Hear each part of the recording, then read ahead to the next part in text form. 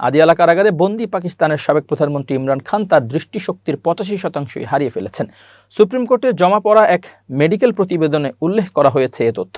কিছুদিন আগে চিকিৎসার আবেদন জানিয়ে নিজের আইনজীবী সালমান সফদারের মাধ্যমে সুপ্রিম কোর্টে পিটিশন করিয়েছিলেন ইমরান। সেই পিটিশন আমলে নিয়ে আদিয়ালা কারাগারে মেডিকেল টিম পাঠানোর নির্দেশ দিয়েছিলেন সর্বোচ্চ আদালত। মেডিকেল টিমের সঙ্গে অ্যামিকাস কিউরি হিসেবে সালমান সফদারকেও থাকতে বলেছিলেন।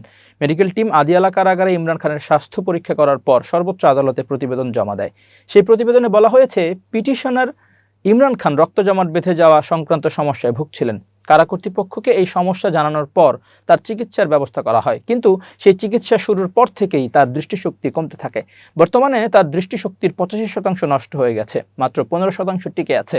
প্রতিবেদনে আরও বলা হয়েছে, 73 বছর বয়সী ইমরান খান সাধারণত নিজের শারীরিক সমস্যা নিয়ে অতীতে কখনো কারা কর্তৃপক্ষকে অনুরোধ জানাননি। তবে দৃষ্টিশক্তি কমতে থাকার শুরুর দিনগুলোতে তিনি কারা কর্তৃপক্ষকে একাধিকবার ব্যাপারটি অবহিত করেছিলেন, কিন্তু কারা কর্তৃপক্ষ এই অভিযোগ আমলে নেয়নি। গত অক্টোবর থেকে ইমরানের চোখের সমস্যা শুরু হয়েছে বলে উল্লেখ করা হয়েছে প্রতিবেদনে। ইমরান খানের আইনজীবী এবং সুপ্রিম কোর্টের অ্যামিকাস কিউরি সালমান সফদার প্রতিবেদন বলেছে, তার চোখ দিয়ে অনবরত পানি পড়ছে। যখন আমাদের সঙ্গে তিনি বলছিলেন, বারবার টিস্যু দিয়ে চোখ মুছতেছিলেন।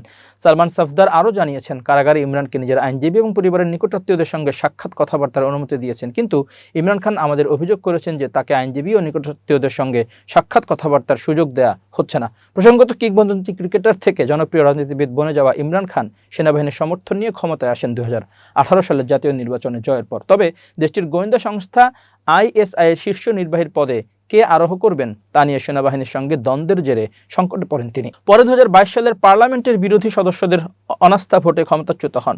এদিকে ক্ষমতা হারানোর পরপরই একের পর এক মামলা দায়ের হতে থাকে ইমরান খানের বিরুদ্ধে। সেসব মামলার দণ্ডপ্রাপ্ত আসামি হিসেবে 2023 সাল থেকে পাকিস্তানে আদিয়ালা কারাগারে আছেন তিনি।